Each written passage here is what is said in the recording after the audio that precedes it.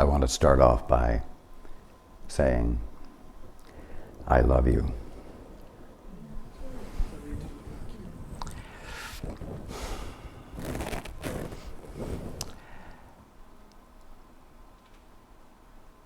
I've mentioned before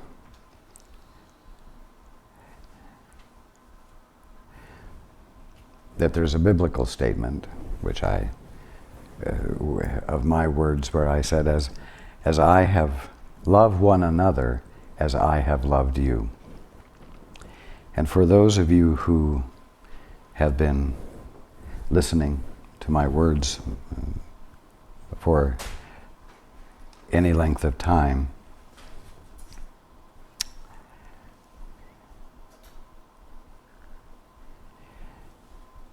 you've had an experience with me as to how I treat you. Not words about how I would treat you, but words that express love, words that embrace you. And so you have a model that I encourage you to pay attention to, that you can use when you're dealing with your brothers and sisters, your fellow man. I know you all feel pretty good about yourselves. You're here. You're here by choice, and your choice says that you're on your spiritual path and that you are trying to grow and come more into harmony with what's divine about you. But the other day, one of my brothers came up to me and said, boy, the Father sure sends you a motley crew to listen to your words. I'm being facetious. No brother came up and said that to me. But the point is, in this setting, you all feel pretty good about yourselves. And for the most part, you feel worthy of my expressing love to you and treating you as though you have integrity and treating you as though you are worthy of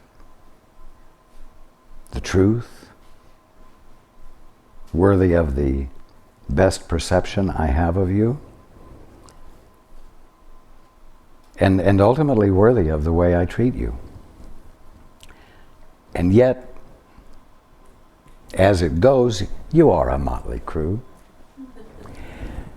And those in your experience who perhaps aren't listening to me and aren't on their spiritual path, but are the ones you come into relationship with day in and day out, you could say, wow, they're really a motley crew. And you could come to the conclusion that they're not worth the effort it would take you to approach them from the place of excellence in you. And that, at the bottom line, all that's really called for is that you at least treat them as decently as they're treating everybody else, but not go an extra mile to care to see them through my eyes, or to see them through the eyes of your excellence, your divinity.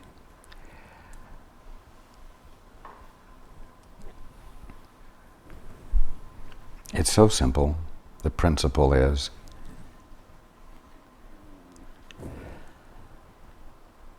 if you want to feel God's love, you've got to pass it along. And you know what? You have to want to pass it on before you've received it.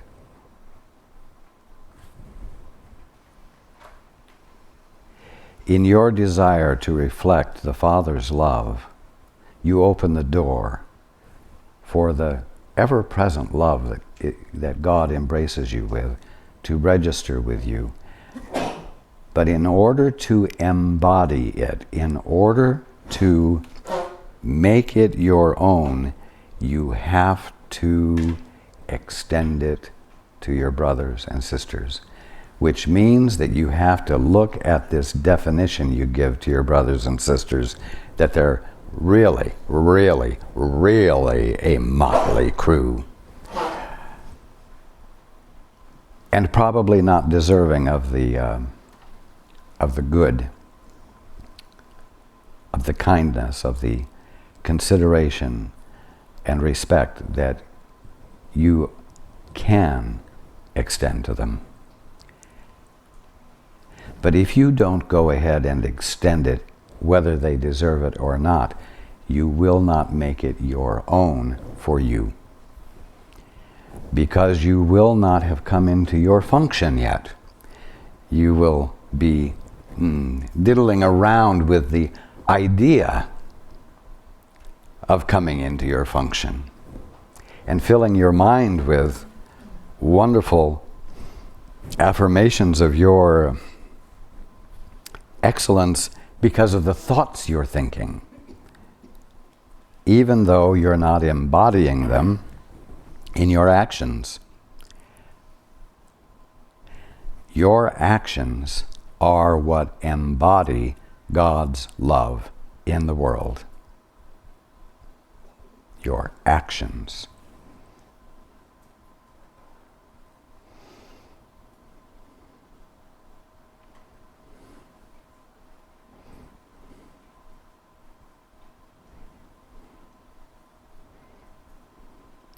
Expressing yourself toward your brothers and sisters from the place of excellence in you. And your ego says, oh, they don't want to hear that crap.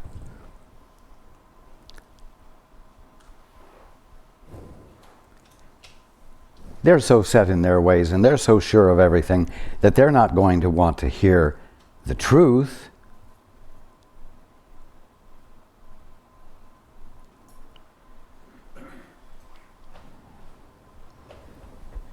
And so I won't extend it. And what you're saying is, then I'm not going to embody it. And then you are as guilty as they are of not increasing truth in the world, of not increasing love in the world, of not fulfilling your function.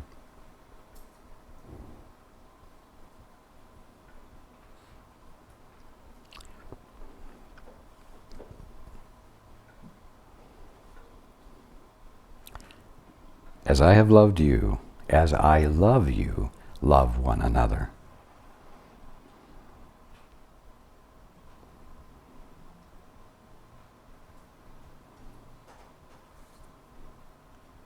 Yeah, but you know what? You wouldn't say that if you really knew this guy, or you really knew that person. You really knew what goes on, what the things are that they pull on everyone else. Well, I'll tell you a secret. I know all the stuff you pull on each other. And it doesn't stop me. It doesn't stop me.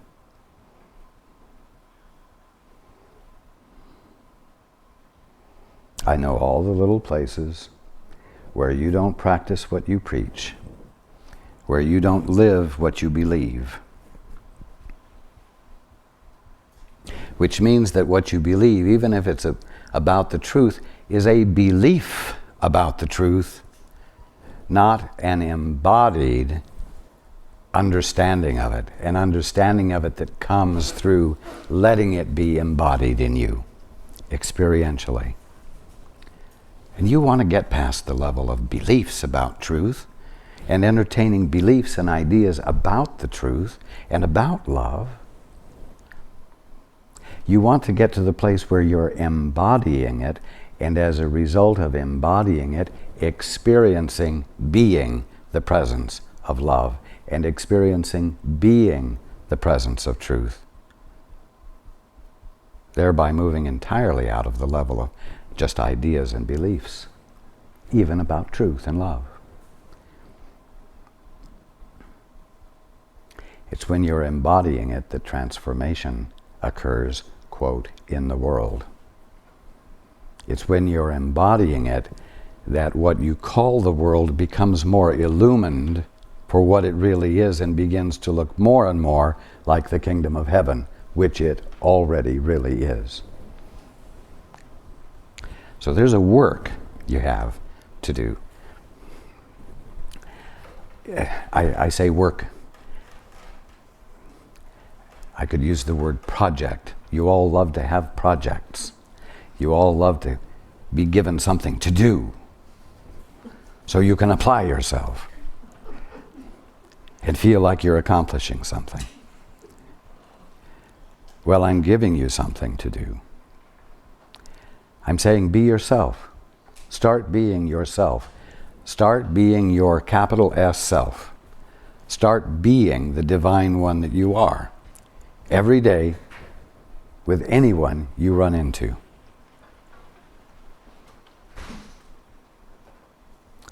What if you went to the grocery store and found a place to sit where you could watch everyone who came in and out of the doors? And everyone who came through or went past you, you said in your mind, God bless you. God bless you. Or what about if you're just walking through the store shopping and you make a point of letting your eyes fall on each person and just saying, God bless you. Try it. It will make a great difference in how you find yourself feeling as opposed to when you arrived at the grocery store.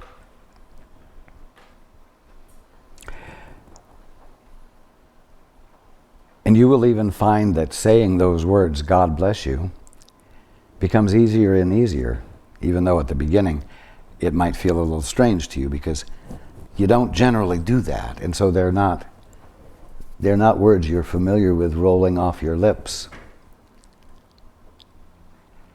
And it gives you a new feeling about your capacity to be in a way that blesses your brothers and sisters and also distracts you from whatever frustrations you might have been experiencing in your life before you arrived at the grocery store, or the frustration with so-and-so, or whatever the current issue is in your life.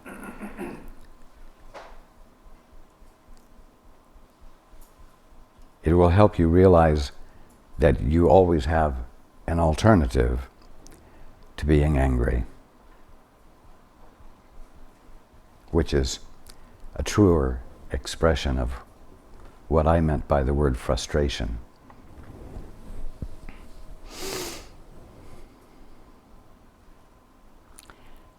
Every single one of you is worthy of ultimate love. Love that will transform you, love that will heal you, love that will make the scales fall from your eyes that distort your perception of the kingdom of heaven so that you just think it's the earth and universe, the world. You have an alternative. It's your function to practice that alternative. It's your function to be glorifying God by acknowledging God in everything you see, by associating God with everything you see, or conversely, by associating everything you see with God.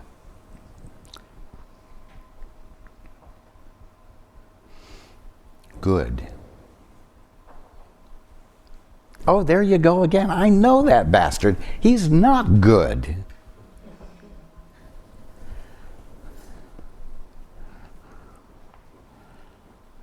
Well, that's not my perspective. No matter how bad he is, he's not unworthy of my acknowledging that he's exactly what God created him to be, even though he's choosing to be unconscious of it and behave as though he's not that. And my vision of what's true about him, allows me to relate to Him from the place of excellence in me to the place of excellence in Him. And it does the same for you. And that's your function. And He is worth it. And you know what? You're worth the blessing of the experience of embodying love, so that what love is moves out of the realm of beliefs and ideas into understanding. Not understanding intellectually so you can explain what it is, but understanding what it is because you're feeling yourself being it. Your brother deserves to be confronted by you being it, and you deserve to experience being it because it's your function.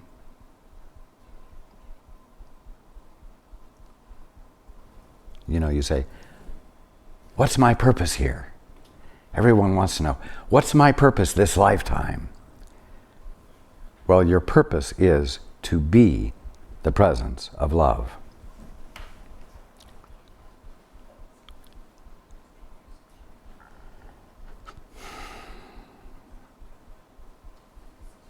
And God saw everything that He had made, and behold, it was very good. And behold, it was verily God. God recognizing Himself.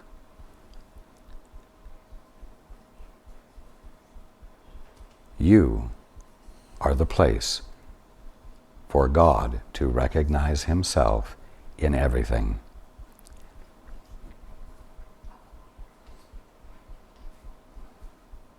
You are the place for the fulfillment of creation to occur, because the fulfillment of creation is the recognition of what it truly is. And God saw, at the end of creation, the account of creation, it says, and God saw everything that He had made, and behold, it was very good. It was Himself. That's the consummation of creation. It's the recognition of what it truly is. And as long as you have definitions about your brothers and sisters, that they're a motley crew, or they're liars, or they're cheats, or they're undependable, and they're unprincipled, as long as you hold those definitions in your mind, you are not open to finding them worthy of standing in receipt of the Father's love which you desire to extend to them. And as a result, you don't let the Father's love through you, and you lose the experience of being the presence of love that constitutes understanding what love is, and constitutes you joining the Father in seeing all that He has made and recognizing the Father in it. And so you absent yourself from being a co-creator from God, co-creator with God. You deny yourself the experience of joining with Him in recognizing Himself in everything He sees, everything you see.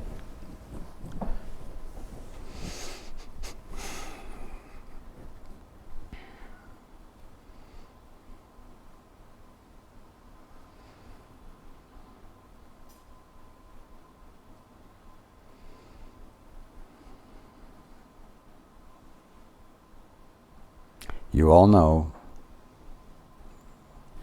that I can call a spade a spade.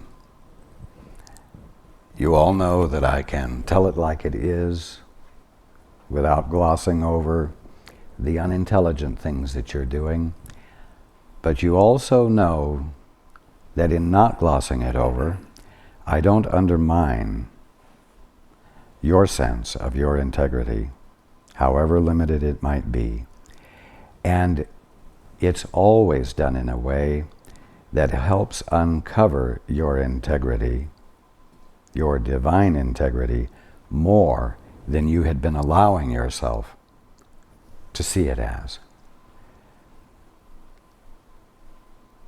And you really appreciate that. You really value that.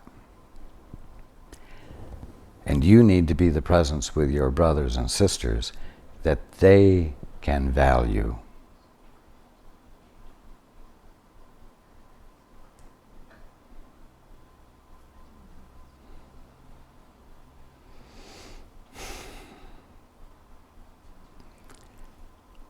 Well, if you're doing it, why do I have to do it? Because I'm awake and you're not. And that's part of being awake. And if you don't want to be dreaming dreams and suffering from illusions that you've made up, you need to do something different so that you can be awake along with me. And do it because it's your function. And do it because you're at home with a capital H. And you're not suffering anymore. Because you're not making up stories and concepts and definitions of your brothers and sisters that say, in effect, here is a place for me to withhold my love. Here is a place for me not to let God through to.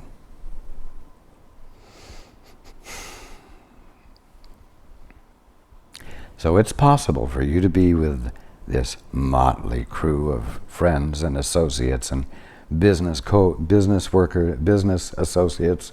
I'm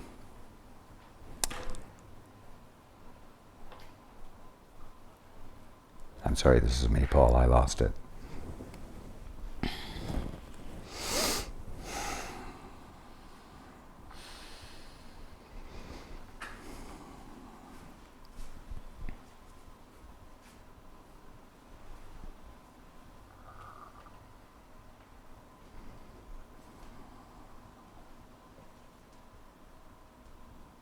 Well, I'll put it this way.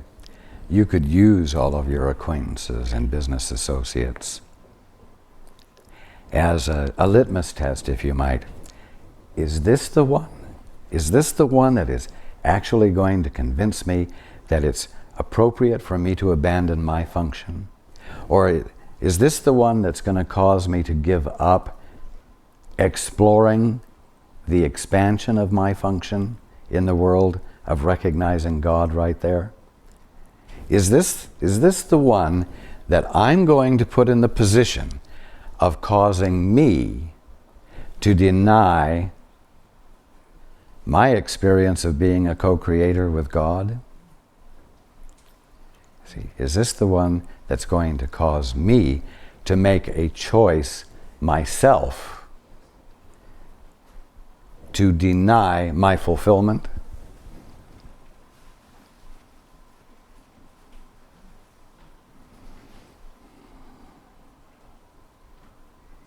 You're getting the idea.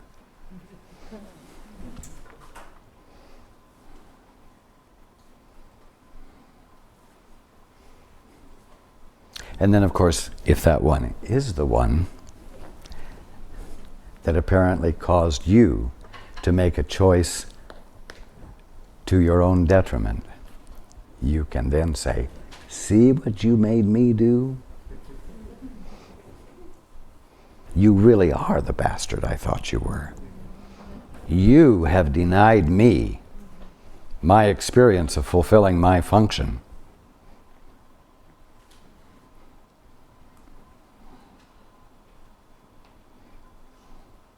Even though you were the one who decided to let that particular litmus test uncover in you an already present willingness to deny your very own fulfillment by saying, this is the guy.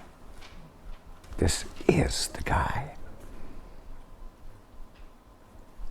that I feel justifies my not letting the Father's love through me.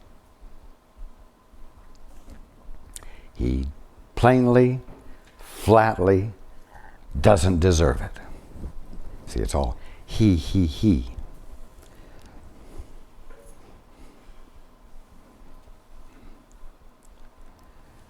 And yet it's I have decided to use this person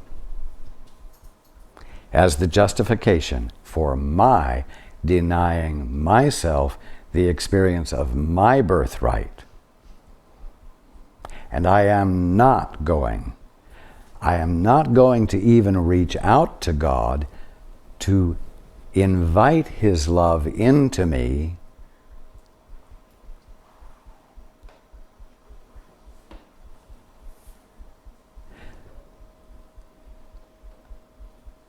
so that it's there to extend and thereby become embodied in me and cause me to wake up.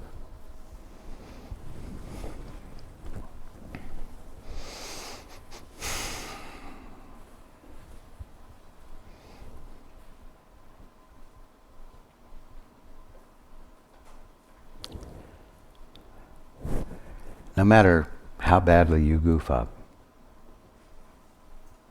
you deserve to be inspired with the truth about you so that you might realize that you still can make another choice. So that you might be inspired with an unalterable awareness, or an awareness of your unalterable integrity that's held in trust while you're ignoring it and behaving badly.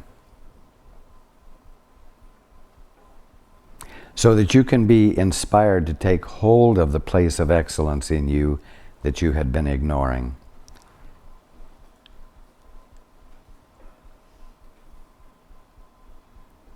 And being filled by the Father's love that is right there in that place of excellence in you, being the wholeness of you. So that your behavior changes. And you no longer seem to be doing bad things.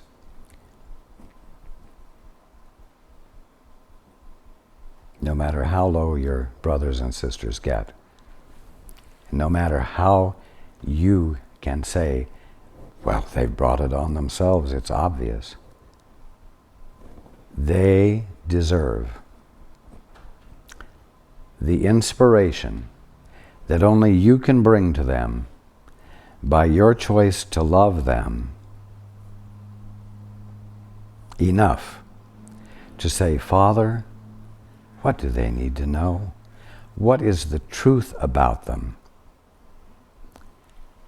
that even I don't know at the moment? Because if you will reveal it to me, I will reveal it to them.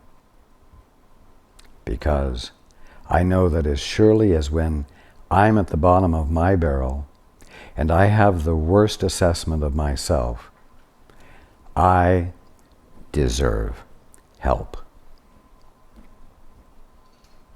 And so do they.